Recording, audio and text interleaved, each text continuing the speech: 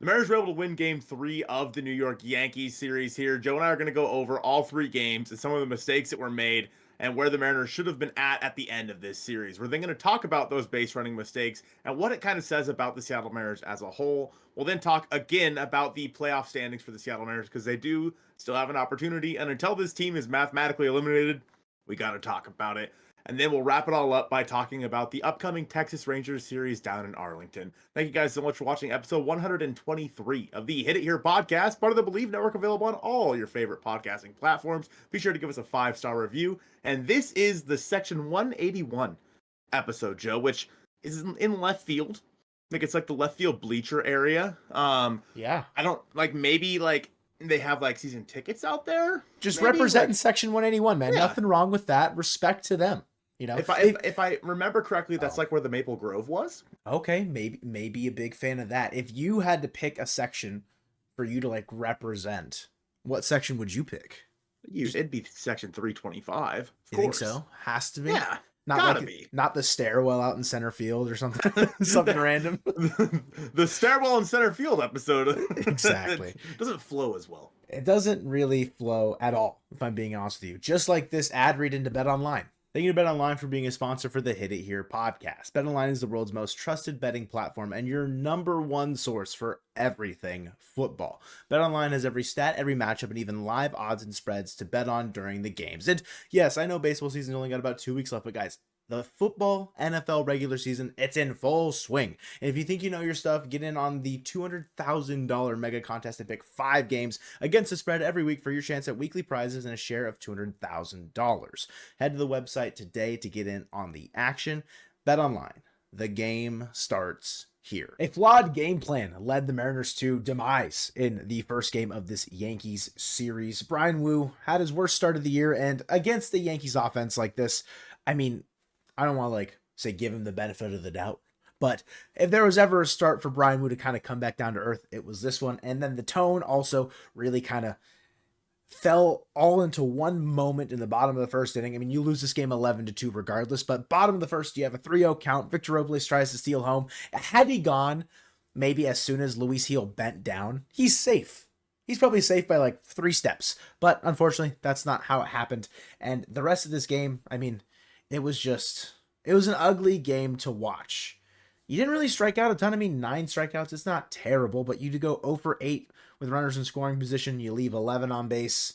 Austin Voth wasn't sharp. Obviously, Bryan Woo wasn't sharp. Yeah, then turned to Jonathan Diaz, who I think is part of the reason why Austin Voth did have some of the earned runs there. He had some inherited runners come across, but you had Luis Gil on the ropes at the beginning of game 1, and you allowed him to settle back in. Unfortunately, this game 1, Colton, wasn't pretty.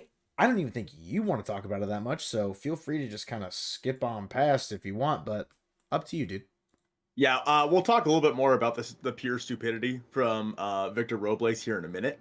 But as for Bryan Woo's start, I mean, it was really the guys you expect, right? Yeah. It was a Aaron Judge 2-run double, an Aaron Judge 2-run single as well, and then it was the home run, I believe, from Soto, correct? Yep, his 200th career home run and 30 for 30 in ballparks. Yeah, it was very fitting.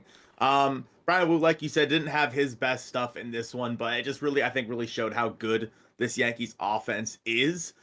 In game 2, Bryce Miller getting the start, he had to face a lot of adversity in this game. However, he pitched really well, and he got the job done and gave the Mariners a chance to win before more stupidity on the base pass ruined every single semblance of that. But Joe, tell me a little bit about game 2 and kind of where you were at with Bryce Miller in this start. You talk about how Bryan Woo kind of got ambushed and was the usual suspects for the Yankees. Bryce Miller did a fantastic job at limiting those opportunities for these guys on the Yankees team. They only had 3 hits the entire game. Yes, Miller did walk 4, so there was an array of base runners here and there, but Miller did a great job at stranding batters in this game, or runners in this game. 8 Ks across 6 innings, only allowed 2 hits, but it was those 4 walks, I think, that kind of drove up his pitch count quite a bit. 106, that's got to be a season high, maybe even a career high, right? Yep. It was a tumultuous outing, but one that was very impressive because you keep the Yankees to 1 run. They scored in the second. That was it. And of course, as the Mariners do when they get a phenomenal pitching performance in a must-win baseball game, the offense kind of goes quiet. I mean, the Yankees struck out 15 times, the Mariners struck out 14 times. Mariners go 2 for 9 with runners in scoring position, leave 10 on base. They do score a run in the 8th inning. They do have a tie home run hit by Justin Turner. I Bleav that was off of Clay Holmes, right? All-star selected Clay Holmes. Yeah. Lost the closing job for good reason because, well, he gave up a bomb to Justin Turner. Okay. Not to say Turner's been bad, but Father Time, that's on the wrong side for the power stroke there. You go to extra innings. You allow the Manfred man, unfortunately. But it was only the 1 run. Okay. You've got the heart of your order coming up in the bottom of the 10th. Cal hits a leadoff single. You got first and third. Then calamity strikes, of course, with the thrown bat. Randy Rosarena wants to do a cross-map tomahawk at Julio Rodriguez, and Julio's dancing out of the way. I get it. It's a human reaction. You're going to want to get out of the way of a flying wooden object towards your being. But there's a time and a place for continuing to prance towards the third base dugout, further into foul territory. That was not that moment, and they get doubled off in a very big bonehead. Just, it's completely baffling how that whole situation kind of played out. Justin Turner can't hit a 2-run home run to save us in the following at-bat. You lose that game. A game where you needed to win because the Astros lost earlier in the day. The Twins also lost. You would have been sitting pretty with how the final game went, but I imagine there's nothing you want to say about game 2 as well, necessarily. Yeah. We'll talk more about my thoughts on the Julio thing here in a second. So I don't want to spill it all right now. Interestingly enough, though, Justin Turner was at the plate for Victor Robles, trying to steal home, and he was coming up to the plate on Julio getting picked off. Correct. So, yeah, just, maybe what's going on there. But you would assume with runners on first and third, with only 1 out, relatively decent chance that Justin Turner gets the job done there. At least to tie the game. Exactly. Maybe not to, win it or anything, but to tie the game, I would have felt confident in it. Victor Robles then came in to pinch run for Cal Raleigh at that point because they needed speed on the base paths, and it was over at that point. I mean, there's nothing you can do. Going into game 3, Joe, Logan Gilbert on the mound. Victor Robles was originally supposed to be leading off in this game, but then was a late scratch. And then, so that kind of pushed Dylan Moore, I Bleav it was, into playing in this game in the end. And so this was a game with with Logan Gilbert on the mound. I mean, you had to win this game no matter what. You really needed to win yesterday too, but you didn't. So going into this game, you knew when the Mariners got off to a hot start that they score 3 runs in the first inning, albeit on a really bad mistake by Jason Dominguez in this one. I don't know if it was a sun ball or what, but it was ugly. The Mariners were able to take advantage of that, score 3 runs in that inning, but those were the only 3 runs they scored in this game, Joe. It's a situation where the offense goes quiet after getting on the board early. Yeah, you had some luck go your way, but as the game goes on, you can't find any more like consistency, it felt like, offensively, and a moment where maybe they can add an insurance run late in this game. It's another base running mistake where a ball is hit right kind of at where Dylan Moore is at on second base, and he, with 1 out, tries to advance to third base. Anthony Volpe, being aware of the situation, having game sense, having game awareness, throws him out at third. It was a pretty close play. I mean, Dylan Moore was hustling. It's not like he was like jogging in there thinking like, oh, Volpe's never going to throw it my way. But again, it's another base running error. Luckily enough, this one does not come back to bite the Mariners in the end. They win this game 3-2. Those 3 runs would hold up. Logan Gilbert, I'd say similar to Bryce Miller, not as sharp, but still pitched around a very tough Yankees lineup. Goes 5 1/3, strikes out 9, passes 200 strikeouts. Very, very exciting for him. A good start. It's not another great start, but it's a good start given the circumstances. Then the bullpen, they come in, do a phenomenal job of locking down the tail end of this game. Munoz striking out the side in the 9th. Vintage, it felt like vintage Munoz, throwing gas, just 100, lighting up the zone. You got to Clark Schmidt early, but kind of settled back in. Cousin of Kirk Cousins pitched in this game. Thank you to who commented saying it was his cousin. I did look it up last time. I just forgot to say it. That I realized he was Kirk Cousins' cousin. Yeah, overall, just happy to win a game, but this could have been a series 1, Colton.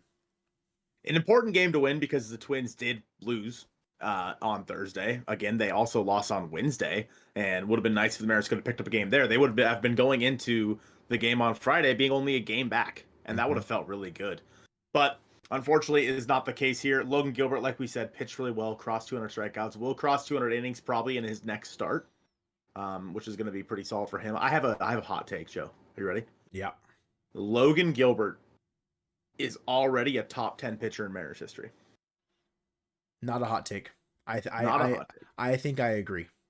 As far as like in Mariners history, I mean, it's like a short list. But I think he's definitely stepping into that echelon. And if maybe not now, by this time next year, yes. Like I'd be willing to put it in paper, put it in writing. Right. Because you have the obvious, the Felix, Randy, Mark Langston, Jamie Moyer, probably Hisashi Iwakuma is in there, yeah. I would say.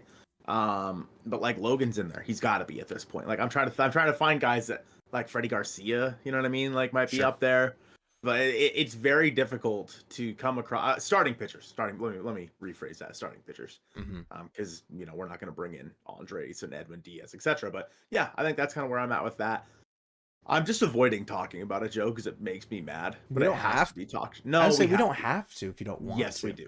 I made a whole video about it. It's okay. Yeah, you made a whole video about it, but then it happened again. Yeah. The Seattle Mariners. So you talked about it a little bit with Anthony Volpe throwing out Dylan Moore at third base. The game sense that he had to do that. The Seattle Mariners don't have game sense. None of them. I swear to God. Like, Dylan Moore in this game, stupid, boneheaded mistake. You are taught in Little League to, if a ball is hit to your right when you're on second base, you go back to the base. Like, you're taught that in Little League. Julio's, I completely understand jumping out of the way of that baseball bat. You should. But the little, like, showman thing, prance around after that, I don't know. Nobody in that entire stadium, except for him, thought it was a dead ball. Nobody. Yeah. I mean, the Yankees had the game sense to throw him out. Manny's yelling at him. Randy just threw his bat and he's yelling at him. Like, I don't understand. I don't want to see all, like you said in your video, all the idiots in the comments that are saying crap about like, oh, not living up to the money, blah, blah. Look at Julio's money currently and tell me, I could break it down for you how good he is compared to how much money he's making. He's worth more than he's making currently. Yeah. Like this year. He's worth more. There's based zero on, doubt about that. WAR evaluation per $1 million, how that math equates. Like he's worth about 24, I think, is something that I saw, and he's making 17. You're not wrong. It's just like when we see a mistake like that, we saw him get picked off at first base when he was a pinch runner, when he should have had a day off. I talked about it in the video of like, it was against the Cubs. There's just sometimes mental lapses, and this is going to be a learning moment. This is going to be a moment that will stick with him for his entire career. I don't want to say guarantee, but I can almost with certainty say something like that will never happen to Julio Rodriguez ever again. Maybe not getting picked off at first base. That's going to happen. But if a ball is flying at him or a bat is flying at him, he's going to be more aware in those situations because it's happened to him. Everyone that there's a lot of people that are kind of like, oh, like, what would you do in that situation? One, I'm a dude at home on the couch. All right. I'm not going to be expected to know the situation that's going on. But was I a little bit more aware of the fact that maybe he shouldn't be in the third base, coach's spot with the ball that is live? Yes. I'm well aware of that in that moment. But for Julio, it's a situation of he is a little bit shell shocked. He said it himself. He just wasn't aware. He was kind of just taken aback by the situation of what's going on. That won't happen to him again, in my opinion. He is going to that will stick with him forever. Yeah, no, I agree with that. And he went into Dan Wilson's office the next morning and apologized, and said he needs to be better. And that's true. I mean, he took ownership of it. He knew he messed up. It can't happen. It can't in a playoff race, and everybody knows that. Julio knows that. It can't happen. But it's just when you see it 3 days in a row, like Victor doing what he did, Julio doing what he did, and then Dylan Moore doing what he did, it's like this team, are they just checked out? And like they've been playing decent ball. Yeah. Like over the past, 10 or whatever. Obviously they lost here to the Yankees. They shouldn't have ended up losing. But they've been playing decent ball. So why are these guys not completely focused in on the moment? I don't know. I don't understand. Like in Victor's case, it's like this guy has done so much. It's like he just tried to do even more. Yeah. And it's like he didn't. How do you not realize the situation doesn't call for that? Yeah. I would if there would have been 2 outs and Justin Turner was in like an 0-2 count and only Victor was on base, third base. I don't care. Great chance. Like, why not? Sure. Give it a shot. But with bases loaded, 3-0 count, if next ball you score anyway, what's the point? It just doesn't. I don't know. That the more I look at it, that move is just completely stupid and boneheaded. Julio's you can say is reactionary still. Like, the first thing that you should think about in that situation after the bat is gone is get to the base.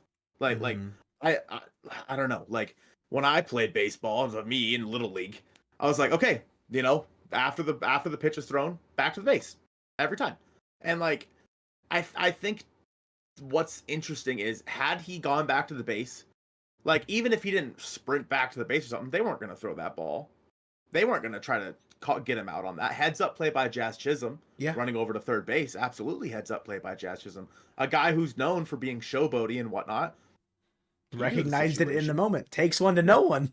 Yeah. So it's like, I don't know. It's like, I just don't know where Julio's head could have been at right there. I don't know where Victor's head was. And Dylan Moore's is a lot more common, albeit. Yeah. And it wasn't in as pivotal of a moment, but still a big one. And it's like this team, they just seem checked out in this situation. And rightfully so, Joe, I guess, because the chances of getting to the playoffs are so incredibly slim right now.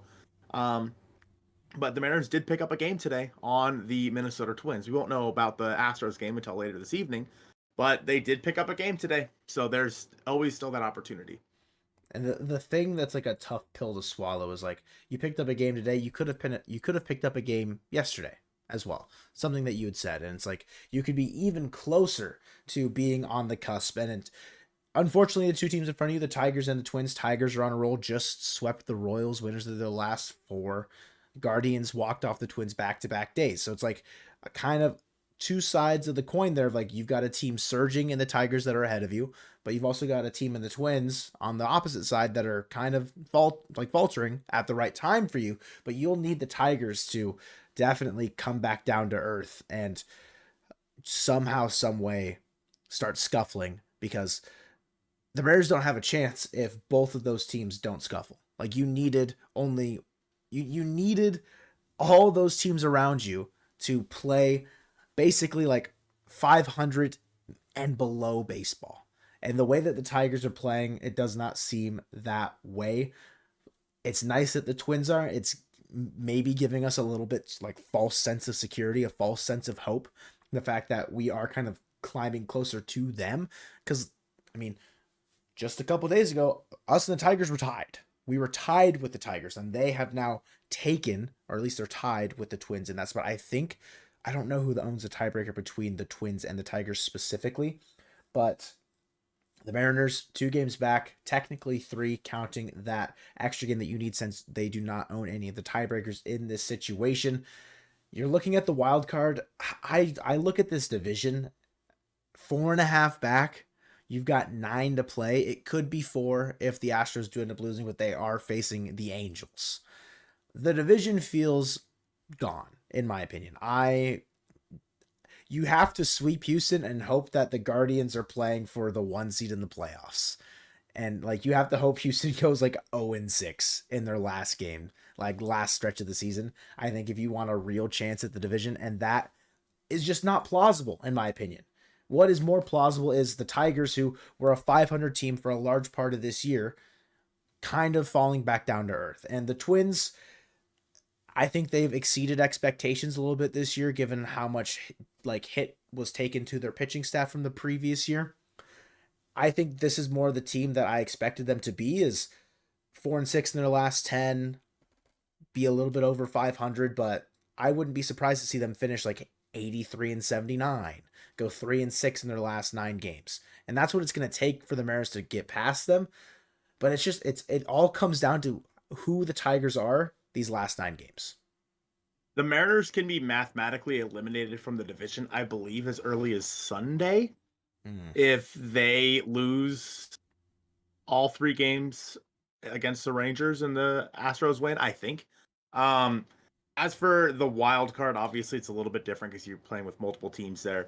The Twins, the rest of the way, Joe. So they will start a series tomorrow versus the Red Sox, a 3-game series. They then take on the Marlins for 3 and finish the year with the Orioles for 3.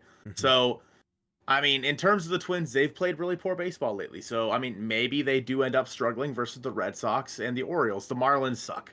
Yeah. So, the Tigers, on the other hand, they have a 3-game series round with the Orioles tomorrow. Then they play the Rays, and then they finish the season with the White Sox. So, the Tigers, I feel like, are probably the team that's going to get in. Over the Twins and the Mariners. I feel like the Tigers will be the team that gets in because they're 8-2 in their last 10. Like 9 games left to play for all these teams right now, and the Tigers probably have the easiest schedule. The Orioles have been bad recently too. Well, I was gonna say they have the easiest schedule remaining, and they just came off playing 6 against the Orioles and the Royals. Those 6, they go 5-1. Like the Royals, that's wild to me that they got swept in Kansas City. I would not have expected that in the slightest. You mentioned the Orioles, they've been bad. They're 3-7 their last 10. The Tigers have shown that they can beat the Orioles. They've shown that they can go toe-to-toe with these teams that are actual contenders. I mean, they gave it to us. I won't necessarily say that the Mariners are actual contenders, but we're just on the outside looking in. If 2 of those games go the opposite way, we're right there tied with the wild card right now, and the Tigers on the outside looking in. So it's just looking at where this team is at. The odds are definitely stacked against the Mariners, and it's going to take the Edgar Martinez offense that has been so pretty. I mean, it's been better. It really has. Didn't really look super great against the Yankees, but it has been better previous to that. And pitching performances like what we got out of Miller and Gilbert, I think do inspire a good amount of confidence. You're facing the Rangers up next on the road. The hard part there is that you're on the road. We all know that the starting pitching has like an earned run average, like 1.5 higher on the road compared to being at home. But now's the time that they need to elevate. And if the offense can stay consistent enough, I think that there's a chance that like you will do everything that you can in your path to stay in the contest. It will come down to the teams around you, like the help that you need. Will the Mariners get it? I'm not sold on it because the Tigers, I mean, 8-2 their last 10, like you said, winners of their last 4. That's a team that's playing with a lot of grit. And the Mariners, sometimes when they need to have that moment, they become checked out and they end up losing a game. Like Wednesday against the Yankees. There's a decent chance, Joe, that the Tigers actually end up in the second wild card spot and the Royals end up in the 3rd. Like, that's how hot the Tigers have been recently, especially after sweeping the Royals. Obviously made up a ton of ground on them. The Mariners, going in to face the Texas Rangers, this is a series that you probably need to sweep. I'm sorry, there's no 2 ways around it. You got it. Like, if you sweep this series, right, let's just for a second say that somehow happens, which it won't, but let's say it does. You are probably at that point within 3 games of the Astros, right? Like, I would be willing to bet that if you sweep the Rangers, you are within striking distance. Whereas if you then go in to face the Astros and you sweep them, maybe you have the division. Maybe. It's going to take some help from the Angels, which is a team that was giving help to all the other teams around the Mariners by beating up on Seattle. Is it now time for the Angels to repay the favor? not sold on it, but I get what you're saying, right? If for whatever reason the Mariners do show up in Arlington, they sweep them. That'll be one great for momentum heading into that Astros series. You go into Texas, you show that you can win on the big stage in Texas, then go into the bigger stage in Houston and have to really kind of buckle down there. But this Texas series, similar to I think the last time we faced them, we get some pretty tough pitching matchups. It's the same three as the final three from the previous one. So DeGrom on the mound in game one will still, I mean, he's got to still be on an innings limit, a pitch limit. I don't expect him to go beyond 5 unless he's throwing immaculate innings. Knock on wood.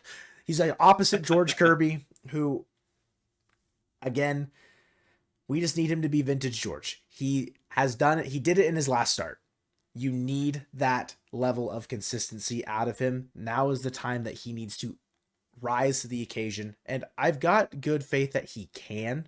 It's just, will the Mariners offense be able to do anything against Jacob deGrom? And Colton, you just gave me a face that is a little scary. Shohei hit another home run. 51. He's 6 for 6 with 3 home runs and 2 doubles. Damn. Whoever's got him in anybody in the playoffs in fantasy baseball that has Shohei that is still in like the championship game, I will be, they have to win. There's incredible. There's no two ways around the fact that Shohei will be the winner for a lot of fantasy championships. But Colton, will the Mariners win game 1 against the Texas Rangers with Kirby on the mound? Yes. Nice. That's what we like to hear. Like you said, with Jacob deGrom being on a pitch count, as long as they can get to him early enough and get into the middle of that Rangers bullpen, not necessarily the back end, but the middle of that bullpen, I feel all right about it. I mean, it's another series where Mariners have Emerson Hancock in game 2 of this series, which will hopefully be his last start of the year, depending on how Luis Castillo is doing. There was a report about Castillo today that really didn't say anything. It's like, yeah, he's doing all right, doing well as far as we can tell. Cool, thanks, guys. But I think that, like you said, it's deGrom. It's Jacob deGrom. We saw how incredible he was.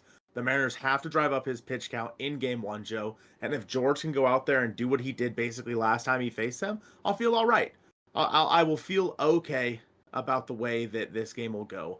Going into game 2, Joe, Max Scherzer on the mound once again versus Emerson Hancock. Like you said, same pitching matchups here.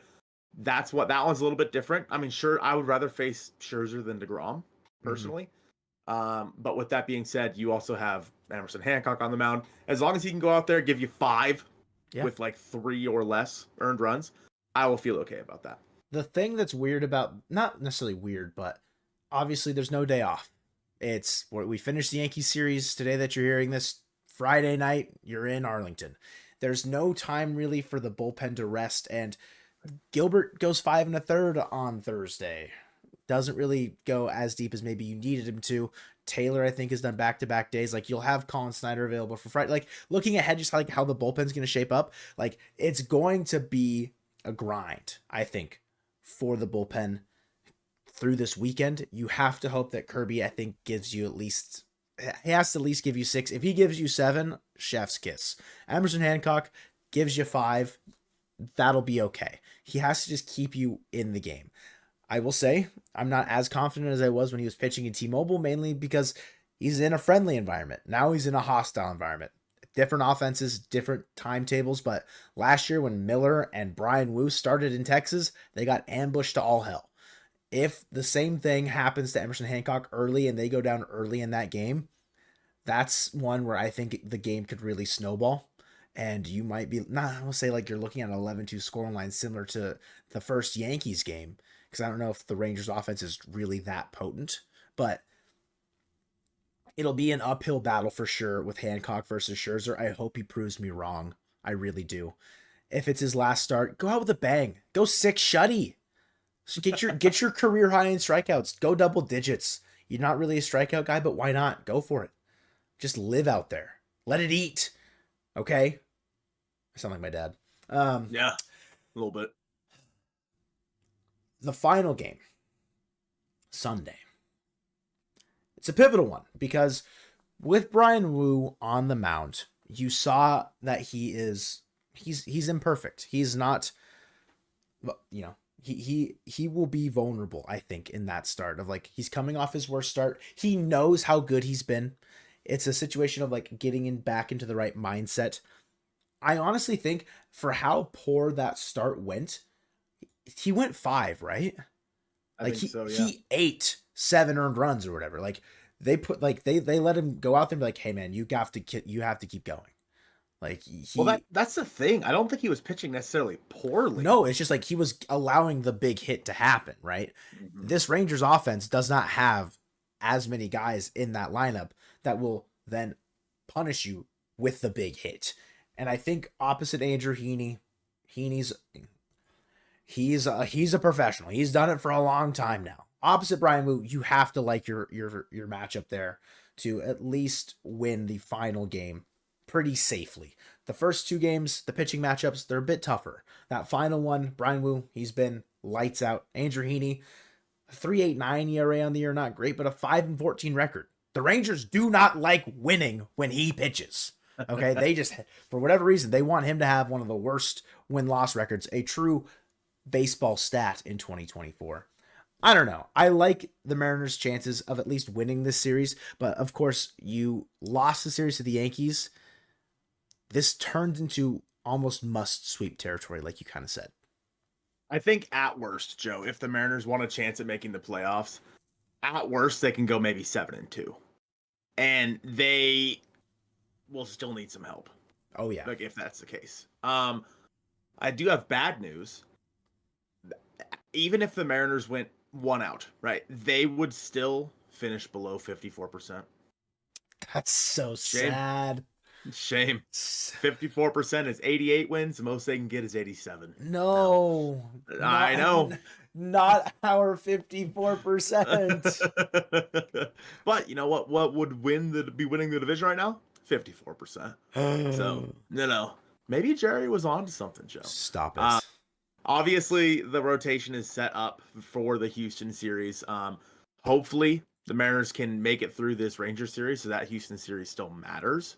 That would be the ultimate goal because there's again an opportunity here where by the time we hit Sunday, like if this Rangers series goes poorly and the Astros win, that series isn't going to matter.